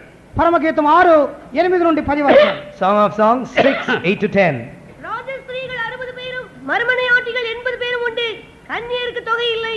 என் புறாவோ என் உத்தமையோ ஒருத்தியே. அவள் தன் தாய்க்கு ஒரே பிள்ளை. அவள் தன்னை பெற்றவளுக்கு அருமையானவள். குமாரத்திகள் அவளை கண்டு அவளை வாழ்த்தினார்கள். ராஜஸ்திரீகளும் மறுமனையாட்டிகளும் அவளை போற்றினார்கள். பாருங்க, ராஜஸ்திரிகள் 60 பேர், இவர்கள் புதிய வானத்துக்கு போகக்கூடியவர்கள். రాణులు 60 మంది, వారు నూతన ఆకాశంలోకి వెళ్ళువారు. 60 queens. There are 60 queens. They go to new heaven. மறுமனையாட்டி 80 பேர், இவர்களும் புதிய வானத்துக்கு போகக்கூடியவர்கள். ఉపపత్నులు 80 మంది, వారును నూతన ఆకాశంలోకి వెళ్ళువారు. 80 concubines. There is 80 concubines. They also go to new heaven. கன்னியர்களுக்கு தொகை இல்லை, இவர்கள் புதிய பூமிக்கு போகக்கூடியவர்கள். కన్యకలకు లెక్కకు మించి ఉన్నారు, వీరు నూతన భూమికి వెళ్ళువారు. Virgins without number, they go to new earth. என் புறாவோ உத்தமியோ ஒருத்தி, నా పావురము నిష్కలంకురాలు ఒక్కతే. My dove, my undefiled is but one. இதான் மணவாட்டி, இதுல ரெண்டு தன்மை இருக்கிறது. ఇదే పెండ్లి కుమార్తె, దీనిలో రెండు అంశములు She ఉన్నాయి. is the bride, there are two experiences in her. இரட்ட பிள்ளைகள், జంట పిల్లలాగా, Like ஜட்ட twins. பிள்ளை, இரட்ட பிள்ளைகள். రెండు పిల్లలు, జంట పిల్లలాగా, కవల పిల్ల. அதாவது ஊழிக்காலம் விசுவாசிகளும். సేవకులు విశ్వాసులు అన్నవారు. That's like the servants of God and believers. என் புறாவோ புதிய எருசலேம் போகும். నా పావురము నూతన యెరూషలేమునకు My వెళ్ళును. dove, go to New Jerusalem. என் உத்தமியோ சியோனுக்கு போகும். నిష్కలంకురాలు ఉత్తములుగా జీవించు వారు ఆ సీయోనుకు వెళ్ళుదురు. My undefiled, go to Zion. இதெல்லாம் திட்டவட்டமாக சொல்லப்பட்டிருக்கிறது. దేవుని వాక్యంలో ఇవన్నీ తేటగా These వ్రాయబడి are ఉన్నవి. dealt very clearly in the scriptures. ராஜஸ்திரிகள் அவர்கள் அபிஷேகம் பண்ண பெற்றும் கூட அவள் சரியான ஜீவன் செய்யல, ஆனால் அவர்கள் புதிய எருசலேம் போக முடியாது. రాణులు వారు అభిషేకం పొందినప్పటికీ సరైన జీవితం చేయలేదు కనుక నూతన యెరూషలేమునకు వెళ్ళటకు వీలు Those పడదు. queens, they were anointed, but they did not live that exact proper life, so they cannot go to New Jerusalem. மறுமனையாற்றுகள் 80 பேர் இவள் புதிய வானத்துக்கு போவார்கள். ఉపపత్నులు 80 మంది వారు నూతన ఆకాశంలోకి వెళ్ళుదురు. 80 concubines, they also go to new heaven. பழைய ஏற்பாட்டு பரிசுத்தவான்கள், పాత నిబంధన The పరిశుద్ధులు, Old Testament saints, கன்னியர்கள், ரட்சிக்கப்பட்டவர்கள், కన్యకలు రక్షణ పొందినవారు virgins without number, புதிய the பூமிக்கு saved ones. போவார்கள். వారు నూతన భూమికి వెళ్ళుదురు. They that go to new earth. என் புறாவோ புதிய எருசலேம், నా పావురము నూతన యెరూషలేము, My dove, New Jerusalem. என் உத்தமி சியோன். నా ఉత్తమరాలు నిష్కలంకురాలు సీయోను. My undefiled, she is Zion. இதுதான் ஏசாயா 56:5 படிக்கிறோம். ఇదే యెషయా 56:5 You can read that చదువుతున్నాం. in Isaiah 56:5. அப்ப இப்படியாக பரலோராஜ்யத்துல பல பல ஸ்தானங்கள் உண்டு. ఈ విధముగా పరలోక రాజ్యములో పలు విధములైన స్థానములు So ఉన్నవి. these are the different positions in eternity. ரட்சிக்கப்பட்டவர்களுக்கு ஒரு இடம், రక్షణ పొందిన వారికి ఒక The స్థలము, saved shall go and have a அபிஷேகம் ஒரு place. ஸ்தானம், అభిషేకం పొందిన వారికి ఒక స్థానము, The anointed shall have one place. எல்லாத்தையும் விட்டு இயேசு பின்பற்றவர்களுக்கு அது இன்னொரு ஸ்தானம். సమస్తమును వదిలిపెట్టి యేసుని వెంబడించు వారికి మరి ఒక స్థానం. Those that have forsaken their all and followed the Lord Jesus Christ shall have another place. இதெல்லாம் நீங்கள் அறிய வேண்டும். వీటన్నిటిని మీరు గ్రహించవలెను. You have to know all these things. இப்போ நான் சொல்லுகிறேன், கவனிங்க. ఇప్పుడు చెప్పే కార్యము Please గమనించండి. listen. இதுதான் பார்க்கிறோம். நித்தியத்துல வரப்போற நித்தியத்துல பல ஸ்தானங்கள் உண்டு. రాబోవునట్టి నిత్యములో పలు విధములైన స్థానములు ఉన్నవి. These are the different position of saints in the eternity to come. உங்களுக்கு தெரியாது போல இருக்க கடைசி உங்களுக்கு எல்லாம் கணக்கு பாருங்க, தூரத்துக்கு தெரியாதுன்னு பாருங்க. దూరం ఉన్న వారికి తెలుస్తుందా అది? இது கொஞ்சம் நான் உங்களுக்கு கொஞ்சம் நேரம் இல்லை, சுறுசுறுக்கமா சொல்லி விடுகிறேன். సమయం లేదు కాబట్టి క్లుప్తముగా ఈ కార్యములను Because we తెలియజేయకూడదు. do not have much time, I just want to touch on each point. வெளிப்படுத்த 4ஆம் அதிகாரம் 1-3 வரைக்கும். ప్రకటన 4 మొదటి 3 వాక్యములు. Book of Revelation chapter 4 verses from 1 to 3. இவைகளுக்கு பின்பு இதோ பரலோகத்தில் திறக்கப்பட்டிருந்த ஒரு வாசலை கண்டேன். முன்னே எக்கால சத்தம் போல என்னுடனே பேச நான் கேட்டிருந்த சத்தமானது, இங்கே ஏறி வா, இவைகளுக்கு பின்பு சம்பவிக்க வேண்டியவைகளை உனக்கு காண்பிப்பேன் என்று விளம்பினது. உடனே ஆவிக்குள்ளானேன். அப்பொழுது இதோ வானத்தில் ஒரு சிங்காசனம் வைக்கப்பட்டிருந்தது. அந்த சிங்காசனத்தின் மேல் ஒருவர் வீற்றிருந்தார். வீற்றிருந்தவர் பார்வைக்கு வச்சிர கல்லுக்கும் மதுமராகத்துக்கு ஒப்பாயிருந்தார். இங்க பிதாவின் சிங்காசனத்தை யார் சுதந்தரிப்பது? తండ్రి యొక్క సింహాసనమును స్వతంత్రించుకున్నది ఎవరు? Here we see the throne of the Father, but who shall inherit that? இந்த பிதாவின் ராஜ்யத்துல இந்த பிதாவுடைய சிங்காசனத்தை ஆட்டுக்குட்டியானவரை இயேசு ஜெயமெடுத்து சுதந்தரித்தார். తండ్రి యొక్క సింహాసనమును గొర్రెపిల్ల అయినటువంటి యేసుక్రీస్తు జయం పొందడం వలన స్వతంత్రించుకొనెను. The throne belongs to God the Father, but the Lord Jesus Christ, the Lamb of God, took victory and then he inherited the throne. அது பிறகு சபை, ஆண் பிள்ளை ஆகிய சபை அவரிடம் ஜெயமெடுத்து அந்த சிங்காசனத்தை சுதந்தரிக்கிறார்கள். దాని తర్వాత మగ శిశువు అయినటువంటి సంఘము, జయవీరులైనటువంటి జనులు వారు ఆ సింహాసనమును స్వతంత్రించుకొనుచున్నారు. Then together with the Lord Jesus Christ, the man child, the victorious church, the New Testament church shall also inherit that throne. பிதா குமாரன் பசுத்தாவி, பிதா குமாரன் பசுத்தாவினால் ஆயத்தப்பட்ட அந்த சபையாகிய ஆண் பிள்ளை. తండ్రి కుమార పరిశుద్ధాత్ముడు, ఇప్పుడైతే తండ్రి కుమారుడు పరిశుద్ధాత్మ మూలముగా సిద్ధపరచబడినటువంటి జయవీరులైన సంఘము. The throne belonged to God the Father, the Son and the Holy Spirit. Now in the eternity to come, it shall be God the Father, God the Son, and that man child, the victorious church that was prepared to the throne by the Spirit of God. வெளிப்படுத்தி 3:12 அப்படி படிக்கிறோம். ప్రకటన 3:12 చదువుతున్నాం. We read that in Revelation 3:12. அப்போது இந்த சிங்காசனத்தை யார் சுதந்தரிப்பது? ఈ సింహాసనమును స్వతంత్రించున్నది ఎవరు? Who shall inherit this throne? ஜெயம் கொள்ளுகிறவனோ அவனை என் தேவனுடைய ஆலயத்திலே தூடாக்குவேன். அது நின்று அவன் ஒரு காலம் நீங்குவதில்லை. என் தேவனுடைய நாமத்தையும் என் தேவனுடைய நாமத்தையும் என் தேவனால் பரலோகத்தில் இருந்து இறங்கி வருகிற இருக்கிற புதிய எருசலேமாகிய என் தேவனுடைய நகரத்தின் நாமத்தையும் என் புதிய நாமத்தையும் அவன் மேல் அதான் எழுதுவேன். 3 நாமோடு தான் அந்த சிங்காசனம் சுதந்தரிப்பார். 3 నామములు గలవారు మాత్రమే ఆ సింహాసనమును స్వతంత్రించుకొనగలరు. These 3 whose names are mentioned here shall inherit the throne. உன்னதஜீவம் செய்யும் மணவாட்டிக்கு சிங்காசனம். ఉన్నత జీవితమును చేయనట్టి పెండ్లి కుమార్తెకు సింహాసనం ఉన్నది. So this throne belongs to that bride who lives that highest standard of life. நம்முடைய தாழ்விலே நம்மை நினைத்தவரை துதியுங்கள் என்று சங்கீதம் சொல்லுகிறது. మన దీనత్వములో మనలను తలంచిన వారిని స్తుతించండి అని కీర్తనలో వ్రాయబడి ఉన్నది. In the book of Psalms it is written that he that has remembered us in our low estate, praise him. இயேசு சொன்னார், நீங்கள் தாழ்விலிருந்து உண்டானவர்கள், நான் உயர்விலிருந்து ఉండాలని சொல்லுகிறார். యేసు ప్రభు చెప్పి ఉన్నాడు, మీరైతే దీనత్వములో నుండి వచ్చిన వారు, నేనైతే పరలోకము నుండి దిగి వచ్చిన వాడనని చెప్పి ఉన్నాడు. The Lord Jesus Christ told those people that were about him, you are of the earth but I am from heaven. அவர் ஏன் தாழ வந்தார்? ఆయన ఎందుకు కిందకు దిగి But వచ్చాడు? why did he come down to the earth? முதலாம் சாமுவேல் 2ஆம் அதிகாரம் 8ஆம் வசனம் படிக்கும்போது మొదటి Samuel 2:8 You can read that in 1 Samuel chapter 2 verse 8. அவரை மனுஷனை குப்பையிலிருந்து சிறியவனை, அதாவது அவனை உயர்த்தி மகிமையான சிங்காசனத்தை சுதந்தரிக்க பண்ணுகிறார்.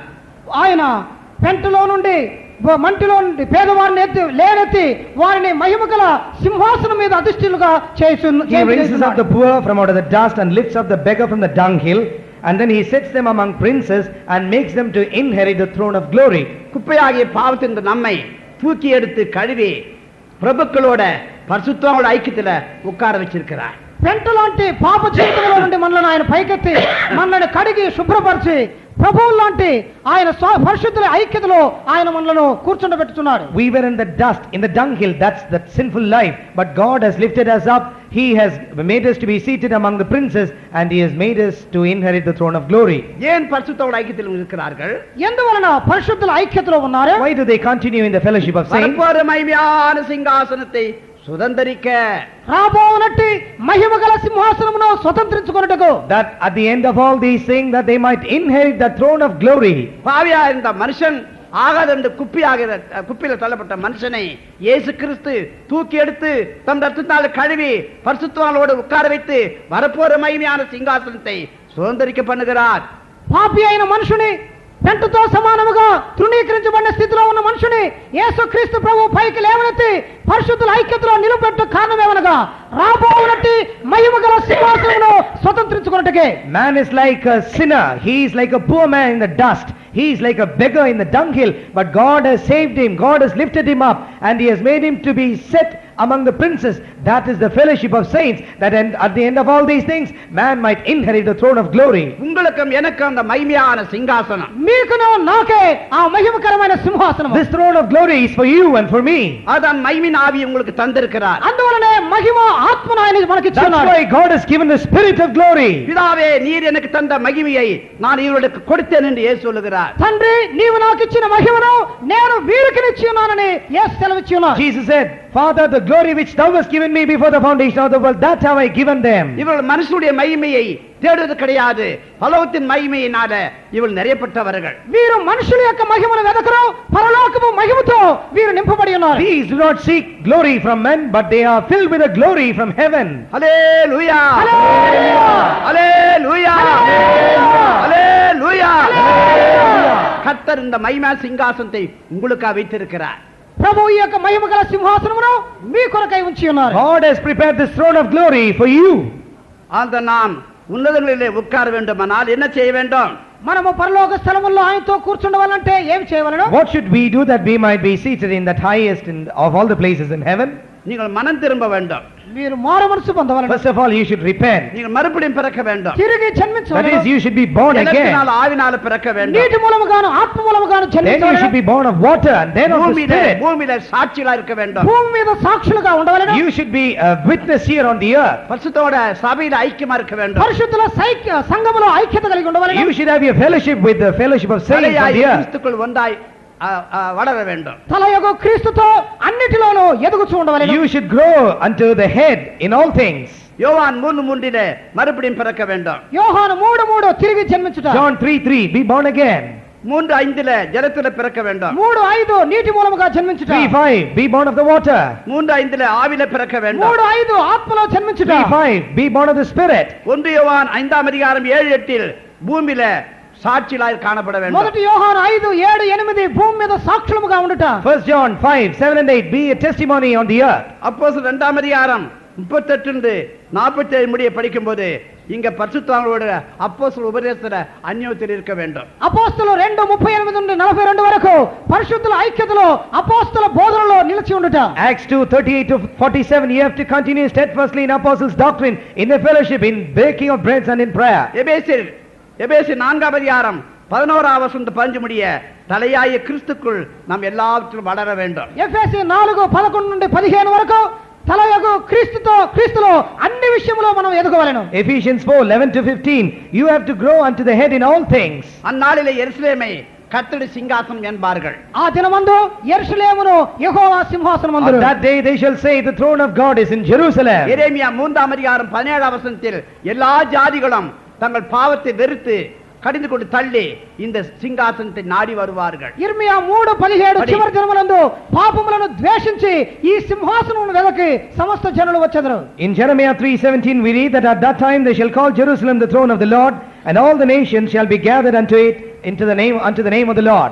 அக்காலத்திலே எருசலேமை கர்த்தருடைய சிங்காசனம் என்பார்கள். சகல ஜாதியாரும் எருசலேமில் விளங்கிய கர்த்தருடைய நாமத்தின் நிமித்தம் அதனிடமாக சேர்வார்கள். அவர்கள் இனி தங்கள் பொல்லாத இதயத்தின் நிச்சயின்படி நடவார்கள். எல்லா ஜாதிகளும் தங்களுடைய பொருளாதார இச்சைப்படி நடவாமல் இந்த சிங்காசனத்தை தேடி வருவார்கள். సమస్త జాతుల వారు తమ చెడు అలవాట్లు బట్టి నడవక ఈ సింహాసనమును వెదకి వచ్చెదరు. And all these nations shall not walk anymore after the imagination of their evil heart, but they shall come to seek after this throne. எரேமியா 17ஆம் அதிகாரம் 12ஆம் வசனம் படிக்கிறோம். ఇర్మియా 17:12 Jeremiah 17:12 மகிமையான சிங்காசனம், మహిమ గల a సింహాసనం. glorious high throne. படி. எங்கள் பரிசுத்த ஸ்தானம் ஆதி முதற்கொண்டு உயர்ந்த மகிமையுள்ள சிங்காசனமாயிருக்கிறது. இந்த பரிசுத்த ஸ்தானம் மகிமையான சிங்காசனம் இருக்கிறது. ఈ పరిశుద్ధ స్థానము మహిమ గల సింహాసనమై ఉన్నది. This glorious high throne from the beginning is the place of our sanctuary. ஏசாயா 16ஆம் அதிகாரம் 5ஆம் வசனம் యెషయా கிருபையின் சிங்காசனம். యెషయా 16:5 కృపా సింహాసనం. Isaiah 16:5 in mercy shall the throne be established. கிருபையினாலே சிங்காசனம் ஸ்தாபிக்கப்படும். 89ஆம் சங்கீதம் 14ஆம் வசனம் 89వ కీర్తన 14వ వాక్యం. Psalm 89:14 நீதியும் நியாயமான சிங்காசனம். నీతి న్యాయములనే సింహాసనం. justice and judgment are the habitation of the throne of God. இயேசு கூட மரித்தோர் உயிர்த்தெழுந்து பிதாவிடம் அதாவது அவர் பிதாவிடம் மடியில் போய் உட்கார்ந்தார். యేసు ప్రభు మృతుల్లో నుండి పునరుద్ధానుడై తండ్రి ఒడిలోకి వెళ్లి కూర్చొని ఉన్నాడు. Even the Lord Jesus Christ after his resurrection is now in the bosom of the Father. அதான் ஆட்டுக்குட்டியான பிதாவின் மடியாகிய சிங்காசனத்தில் போய் வீற்றிருக்கிறார். అందువలనే గొర్రె పిల్లైన వారు తండ్రి యొక్క ఒడే ఉన్నటువంటి ఆ సింహాసనం మీద అధిష్ఠుడై ఉన్నాడు. That's why we see in the chart here as a lamb on the throne, that's the Lord Jesus Christ who has inherited the bosom of the Father. அப்படியில் தான் இந்த சிங்காசனத்தை பிதாவுடைய சிங்காசனத்தை யார் சுதந்தரிப்பது? ఈ తండ్రి యొక్క సింహాసనమును So who స్వతంత్రించుకున్నది can ఎవరు? inherit the throne of God the Father? இதுல பல ஸ்தானங்கள் உண்டு. పలు స్థానములు ఉన్నవి. In eternity there are different positions. முதலாவது தூதர்கள். మొట్టమొదటిగా దూతలు. First of all the angels. அது சுற்றிலும் சிங்காசனம் சுற்றிலும் தூதர்கள் இருக்கிறார்கள். సింహాసనము చుట్టూ దూతలు ఉన్నారు. Round about the throne there are innumerable number of angels. வெளிப்படுத்தல் 5ஆம் அதிகாரம் 11-13 வரைக்கும் படிக்கிறோம். ప్రకటన 5వ అధ్యాయం 11 నుండి 13 వరకు. Revelation 5:11-13. வெளிப்படுத்தல் 5ஆம் அதிகாரம் 11-13 அதுல அந்த அதிகாரம் முழுதும் அர்த்தம் தெரியும். தூதர்கள் தோத்திரமும் கனமும் மகிமையும் தேவனுக்கு எப்போதும் செலுத்திக் கொண்டிருப்பார்கள். ప్రకటన 5వ అధ్యాయం 11 నుండి 13 వరకు ఆ అధ్యాయం అంతట్లోనూ దూతలు వారు ఎల్లప్పుడూ స్తోత్రమును మహిమను ఘనతను ఆయనకే చెల్లించు ఉన్నారు. All through Revelation chapter 5 and especially in verse 13 we read that they shall continuously say blessing and honor, glory and power belongeth to God. 7ஆம் அதிகாரம் 11-12 வரைக்கும் படிக்கிறோம். 7వ అధ్యాయం 11-12 వాక్యములు. Chapter 7 verses 11 and 12. அறிட்டோம். தூதர்கள் யாவரும் சிங்காசனத்தையும் மூப்பர்களையும் 4 ஜீவன்களையும் சூழ நின்று சிங்காசனத்திற்கு முன்பாக முகங்குப்புற விழுந்து தேவனை தொழுது கொண்டு ஆமென், எங்கள் தேவனுக்கு துதியும் மகிமையும் ஞானமும் ஸ்தோத்திரமும் கனமும் வல்லமையும் பலனும் சதா காலங்களில் உண்டாவதாக. 7ஆம் அதிகாரம் 11-12 அதான் அது வாசிங்க. அப்ப எல்லா தூதர்களும் சிங்காசனமாக தாழ் விழுந்து எல்லாம் அவர்கள் துதி ஸ்தோத்திரம் பண்ணுகிறார்கள். தூதர்களுக்கு அந்த பிதாவுடைய சிங்காசனம் கிடைக்காது. దూతలందరూ ఆ సింహాసనం ఎదుట సాష్టాంగపడి స్తుతి మహిమను ఘనతను చెల్లించున్నారు. ఆ సింహాసనము దూతలకు చెందినది కాదు. All these angels shall stand round about the throne, and they shall fall upon their faces and worship him that is on the throne, and say, blessing and majesty and power and honor and glory belongs unto God. So the angels will not inherit the throne of God. இரண்டாவது பளிங்கு கொப்பான கண்ணாடி கடல். రెండవది స్ఫటికమునకు తుల్యమైనటువంటి ఆ సముద్రము. Secondly, the sea of glass. General martyrs படிக்கிறோம். అది సాధారణ హతసాక్షులు. And that is for the general martyrs. வெளிப்பட்டு 4ஆம் அதிகாரம் 6ஆம் வசனம் படி. ప్రకటన 4:6. Revelation 4:6. அந்த சிங்காசனத்திற்கு முன்பாக பளிங்கு கொப்பான கண்ணாடி கடலில் இருந்தது. அந்த சிங்காசனத்தின் மத்தியிலும் அந்த சிங்காசனத்தை சுற்றிலும் 4 ஜீவன்கள் இருந்தன. அவைகள் முன்புறத்திலும் பின்புறத்திலும் கண்களால் நிறைந்திருந்தன. 6ஆம் அதிகாரம் 9-11. 6 9 నుండి 11 వాక్యం. Chapter 6 verses from 9 to 11. அவர் 5ஆம் முத்திரை உடைத்த போது தேவ வசனத்தின் நிமித்தமும் தாங்கள் கொடுத்த சாட்சி நிமித்தமும் கொல்லப்பட்டவர்களுடைய ஆத்துமாக்களை பலிபீடத்தின் கீழே கண்டேன். அவர்கள் பரிசுத்தமும் சத்தியமும் உள்ள ஆண்டவரே தேவரீர் பூமியின் மேல் குடியிருக்கிறவர்களிடத்தில் எங்கள் இரத்தத்தை குறித்து எதுவரைக்கும் நியாயம் தீர்ப்பு செய்யாமலும் இவர் சிங்காசனம் முன்பாக பொதுவான இரத்த சாட்சிகள். వీరు సింహాసనం ఎదుట సాధారణమైన హతసాక్షులుగా ఉన్నారు. These are all the general martyrs that are before the throne of God. இவர்கள் பாருங்க பளிங்கு கண்ணாடி கடல் ரட்சிக்கப்பட்டவர்கள் தான். ஆனால் பாடுபட உபத்திரப்பட தங்களை புடமிட ஒப்பு கொடுக்க மாட்டார்கள். వీరు స్ఫటికమును పోలిన గాజు వంటి సముద్రంలో కనబడుతున్నారు. వీరు రక్షించబడిన వారే శ్రమ పడుటకో ఉపద్రవపడుటకో పుటం వేయబట్టుకో తమను అప్పగించుకోలేదు. Before the throne we find a sea of glass like unto a crystal. All the saved ones shall go there, but they never yielded themselves to be tried with fire. They never gave themselves for sufferings of a persecution. இவர்களுக்கும் கூட சிங்காசனம் இல்லை. వీరికి కూడా సింహాసనం లేదు. Therefore even they cannot inherit the throne of God. మూడవదిగా Thirdly, 24 மூப்பர்கள் 24 పెద్దలు, the 24 elders. வெளிப்படுத்தல் 4ஆம் அதிகாரம் 10-11. ప్రకటన 4:10-11 వాక్యం. Revelation 4:10 and 11. 24 மூப்பர்களும் சிங்காசனத்தின் மேல் வீற்றிருக்கிறவருக்கு முன்பாக வணக்கமாய் விழுந்து சதா காலங்களில் உயிரோடு இருக்கிறவரை தொழுது கொண்டு தங்கள் கிரீடங்களை சிங்காசனத்துக்கு முன்பாக வைத்து கர்த்தாவே தேவரீர் மகிமையையும் கனத்தையும் வல்லமையும் பெற்றுக் கொள்கிறதற்கு பாத்திரராயிருக்கிறீர். நீரே சகலத்தையும் சிருஷ்டித்தீர். உம்முடைய சித்தத்தினாலே அவைகள் உண்டாயிருக்கிறவைகளும் சிருஷ்டிக்கப்பட்டவைகளுமாயிருக்கிறது என்றார்கள். இவர்கள் மனசாட்சியின் காலத்தில் பரிசுத்தவான்கள். వీరు మనస్సాక్షి కాలపు పరిశుద్ధులు. These 24 elders are the saints of the period of conscience. இவர்கள் சிங்காசனம் முன்பாக வணக்கமாய் விழுந்து வணங்குவார்கள். వీరు సింహాసనం ఎదుట సాష్టాంగపడి నమస్కరించుదురు. They shall fall down before the throne of God and worship him that is on the throne. இவர்களுக்கு புதிய ஏற்பட்ட அனுபவம் கிடையாது. వీరికి నూతన నిబంధన అనుభవం లేదు. They lack the New Testament experiences. சிங்காசனம் இவளுக்கு கிடையாது. அதுக்கு முன்பாக விழுந்து வணங்குவார்கள். సింహాసనము వీరికి కాదు, వీరు దాని ఎదుట సాగిలపడి నమస్కరించెదరు. Because it is written that they shall fall down before him that sat on the throne, we understand that they shall not inherit the throne of God. நான்காவது அக்கினி கலந்த கண்ணாடி கடல். నాలుగవదిగా అగ్ని కలపబడినటువంటి గాజు సముద్రము. Fourthly, the sea of glass mingled with fire. வெளிப்படுத்தல் 15ஆம் அதிகாரம் முதல் 4 முடிய. ప్రకటన 15 మొదటి 4 వాక్యములు. Revelation 15:1-4. பின்பு வானத்திலே பெரிதும் ஆச்சரியமான வேறொரு அடையாளமாகிய கடைசியான 7 வாதிகளுடைய 7 தூதரை கண்டேன். அவைகளால் தேவனுடைய கோபம் முடிகிறது. அன்றியும் அக்கினி கலந்த கண்ணாடி கடல் போன்ற ஒரு கடலையும் மிருகத்திற்கும் அதன் சொரூபத்திற்கும் அதன் முத்திரைக்கும் அது நாமத்தின் லக்கத்திற்கும் உள்ளாகாமல் ஜெயம் கொண்டவர்கள் தேவ சுரமண்டலங்களை பிடித்துக் கொண்டு அந்த கண்ணாடி கடல் அருகே நிற்கிறதையும் கண்டேன். மகா உபத்திர காலத்தில் இரத்த சாட்சிகள் மரிப்பார்கள். వీరు మహా ఉపద్రవ కాలములో హతసాక్షులుగా మరణించెదరు. These are they which died as martyrs in the period of great tribulation. இவர்கள் மிகுந்த உபத்திரத்தில் வந்தவர்கள் தங்கள் அங்கிகளை ஆட்டுக்குட்டியானுடைய இரத்தத்தினால் தோய்த்தவர்கள் தான். వీరు మిగ అధికమైనటు ఉపద్రవంలో నుండి వచ్చిన వారు తమ యొక్క వస్త్రములను గొర్రెపిల్ల యొక్క రక్తములో శుభ్రపరచుకున్నవారు. These are they which have passed through much tribulation and they have their garments spotted with the blood of the lamb. இவர்களும் தேவனுடைய சிங்காசனம் முன்பாக இரவும் பகலுமாக விழுந்து சேவித்துக் கொண்டிருப்பார்கள். వీరును దేవుని సింహాసనం ఎదుట దివారాత్రులు సేవించు ఆరాధించుదురు. These also shall fall before him that sat on the throne and shall worship him day and night. அக்னி கலந்த கண்ணாடி கடல் சொல்லும்போது மிகவும் உபத்திரத்தின் வழியா போனவர்கள் தான். అగ్నితో కలిసి ఉన్న స్ఫటికం సముద్రం అనగా మిక్కిలి గొప్ప ఉపద్రవం మూలముగా వచ్చిన వారు. Because it is written that their place is like unto a sea of glass mingled with fire, it means that they have gone through much persecution. கர்த்தருடைய மேய்ப்பார்கள் கண்ணீராவும் துடைக்கப்படும். ஆனாலும் பிதாவுடைய சிங்காசனம் இவர்களுக்கு இல்லை. ప్రభువే వీరి యొక్క కన్నీటిని తుడుచును, అయినప్పటికీ తండ్రి యొక్క సింహాసనము వీరికి దొరకదు. The Lord shall feed thee and shall wipe away your tears from your faces, it is written. However, they shall not inherit the throne of God. பிலிப்பி 1:11 சொல்லப்பட்டபடி இவர்கள் துப்புரவாய் இருப்பார்கள், ஆனால் மற்றவர்களுக்கு இடலாய் நடப்பார்கள். ఫిలిప్పి 1:11 వాక్యంలో వ్రాయబడిన విధముగా వీరు నిర్దోషులుగా ఉందరు, అయినను ఇతరులకు అభ్యంతరకరముగా ఉందరు. According to Philippians 1:12, it is written that they are upright, but they are with offense before others. பெந்தோஸ்து அனுபவத்துக்கு வந்த பிறகு நாம் மற்றவருடைய இடல போல ஜீவிக்க கூடாது. పెంతెకోస్తు అనుభవంలోకి వచ్చిన తర్వాత మనం ఇతరులకు అభ్యంతరకరముగా ఉండకూడదు. After having come into this Pentecostal experience, we should not be as a source of offense to others. ஐந்தாவது 4 விதமான ஜீவன்கள். ఐదవదిగా 4 విధములైన జీవులు. Fourthly, the 4 living creatures. வெளிப்படுத்தின 4:6-9 முடிய. ప్రకటన 4:6-9 వరకు. Revelation 4:6-9.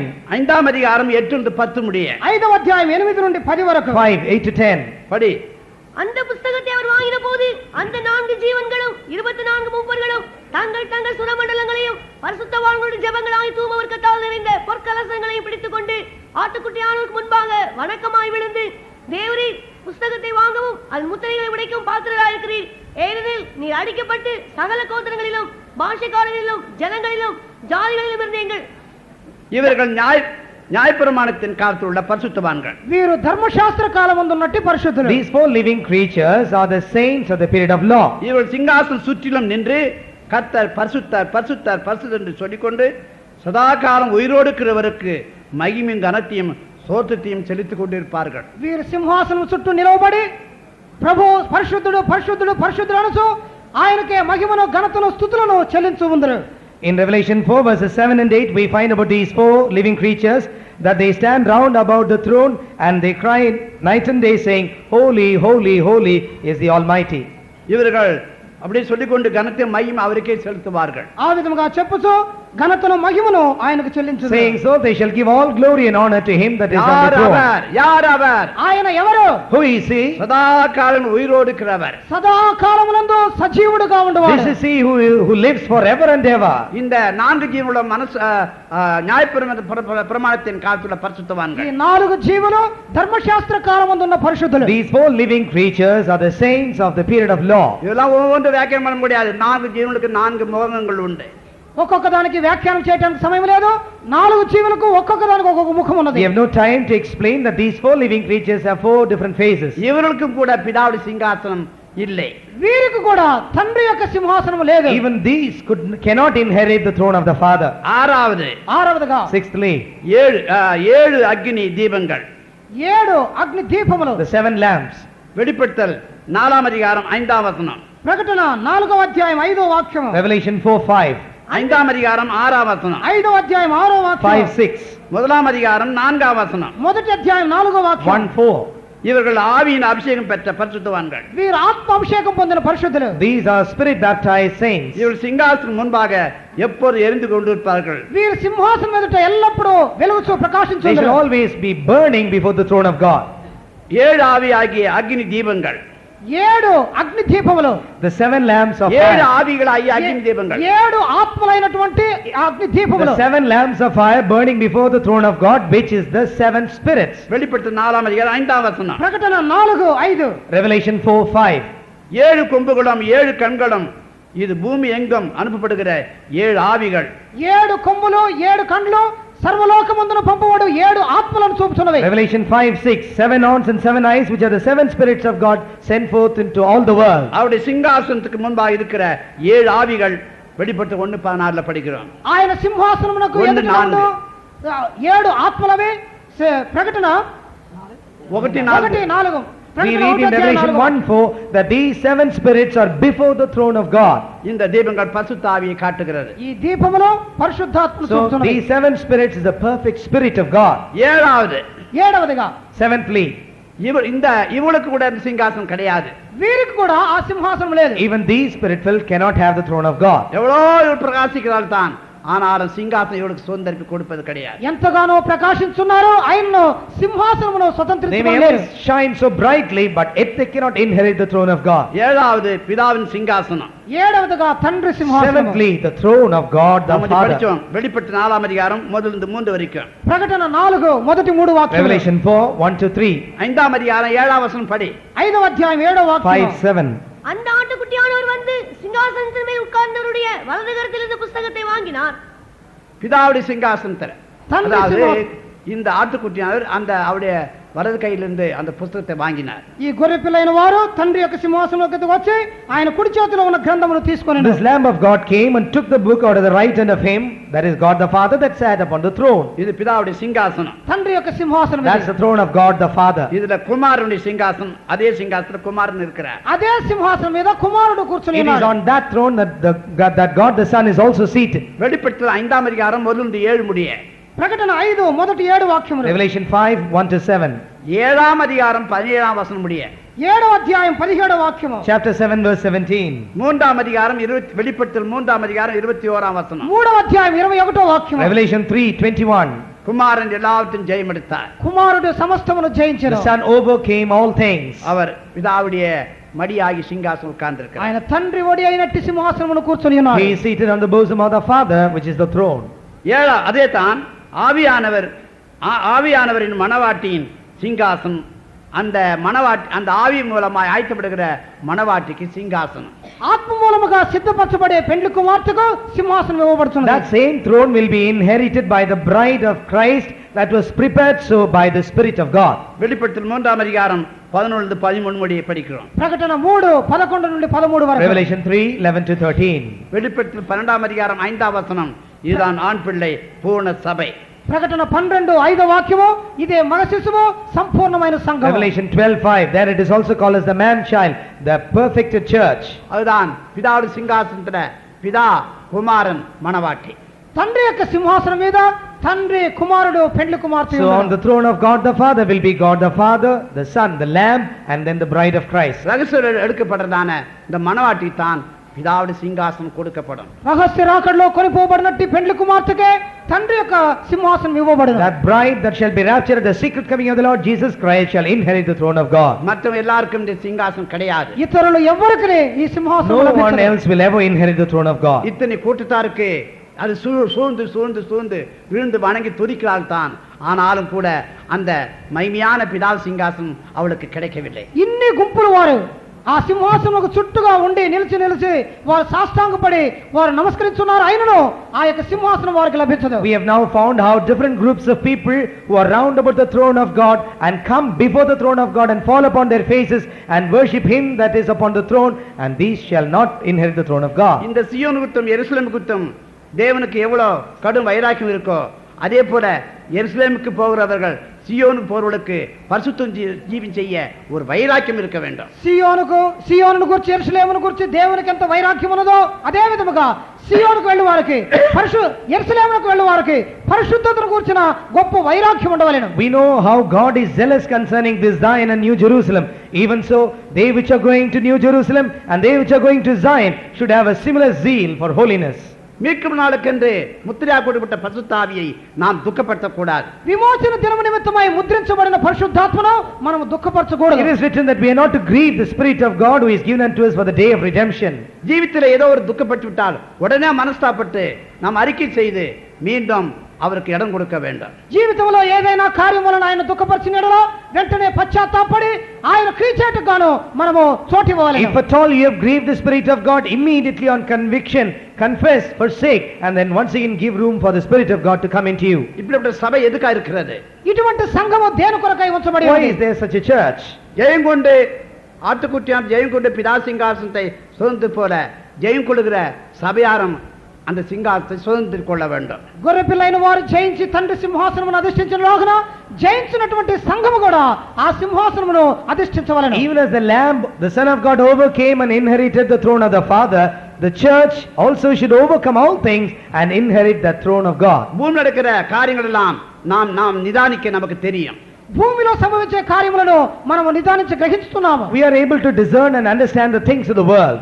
கடைசி நாட்களில் மனுஷகுமாரத்துக்கு முன்னதாக பல இடங்களில் பூமி அதிர்ச்சியும் கொள்ள நோய்களும் பட்டயங்களும் வெள்ளங்களும் புயல்களும் உண்டாகிற வேளையில நம் ஜீவித்தை சரிப்படுத்திக் கொண்டு அவர் வரிக்கென்று நாம் ஆயத்தப்பட வேண்டும். చివరి దినములలో మనిషి కుమారుని రాకడ దినములలో ఎక్కడ చూసినను భూకంపములు తెగుళ్ళు ఖడ్గములు కరువులు కలుగుతున్నప్పుడు ఆయన రాకడ సమీపమై ఉన్నదని మన జీవితములను మనం సిద్ధపరచుకోవాలి. Before the coming of the Son of Man, there shall be great earthquakes, pestilence, sword, flood and many other things. During all these times, we have to realize that the coming of the Son of God is imminent and then prepare ourselves to be worthy. அதனால தான் இந்த சபை ஆயத்தப்படுத்த மெல்கிசேதேக்கின் முறையில் உள்ள இயேசுவும் பிரதான ஆசாரியரும் அவர் பின்பற்றுகிற அப்போஸ்தலர் ஊழியக்காரர்களும் அந்த மெல்கிசேதேக்கின் முறையில இன்றைக்கு சபையை கட்டி கொண்டு வருகிறார்கள். ఇటువంటి సంఘమును సిద్ధపరచుటకు గాను మెల్కిసెదెకు క్రమములో ప్రధాన యాజకులైనటువంటి ప్రభువు అదే మెల్కిసెదెకు క్రమములో అదే సేవను చేయనటువంటి ప్రతిష్ఠ కలిగిన సేవకులు ఈ యొక్క సంఘమును సిద్ధపరచు ఉన్నారు. In order to prepare the church to inherit the throne of God, today we have the high priest, the Lord Jesus Christ, as a high priest forever after the order of Melchizedek. Together with him, there are the consecrated servants of God, the apostles, who also come under the order of Melchizedek. சகோதரியே, சிங்காசனம் யாருக்கு? அது என் தங்கச்சிக்குன்னு சொல்லாத. సహోదరి, సింహాసనం ఎవరికి? అది నా చెల్లెలకని మీరు చెప్పవద్దు. Sister, if you are asked to whom is the throne, don't say it is for my sister. சகோதரனே, சிங்காசனம் யாருக்கு? அது ஊழியக்காரனுக்கு என்று சொல்லாத. సహోదరుడా, సింహాసనం ఎవరికి? అది సేవకులకని చెప్పవద్దు. Brother, if someone asks you to whom does the throne belong, do not say it is only for the workers. உங்களுக்கும் எனக்கு தான் அந்த சிங்காசனம் ஆனபடினால் சிறு சிறிய காரியத்தில் கூட நாம் ஜெயமெடுக்கலாய் காணப்பட வேண்டும். ఆ సింహాసనం ఉన్నది మీకును నాకు చెందినది కాబట్టి చిన్న చిన్న కార్యములలో మనము జయం పొందిన వారుగా ఉండవలెను. The throne of God is for you and for me. Therefore, even in little petty things, we have to overcome. எல்லாவற்றும் உனக்கு கூடாத காரியம் தான். தேவனால் எல்லாம் கூடும். உன் குறைவை நிறைவாக்கி உனக்கு எந்த விதத்திலும் ஜெயத்தை கொடுப்பார். అన్నీ మీకు సాధ్యము కాదు, అయితే దేవునికి సమస్తమును సాధ్యములే. మీ యొక్క కొరతలను ఆయన సంపూర్ణముగా చేసి మీకు జయమును ఆయన అనుగ్రహించును. All these things may be difficult for you, but with God nothing is impossible. And my God shall supply all your needs, and therefore he shall prepare you to be worthy of the throne of God. ஆதியிலே எப்படி நித்தியம் இருந்ததோ வரப்போற காத்து கூட நித்தியம் இருக்கும். ఆదిలో ఏ విధముగా నిత్యం ఉండెనో అదే విధముగా రాబోవునట్టి నిత్యము ఉండును. Even as there was a former eternity before all things, there shall be an eternity in the days to come. நித்தியத்தை குறித்து இதுவரைக்கும் நான் சொல்லி முடித்து விட்டேன். నిత్యము నుండి రాబో నిత్యం వరకు ఇంతవరకు నేను మీకు చెప్పి ముగించి ఉన్నాను. Thus I have concluded my study from eternity to eternity.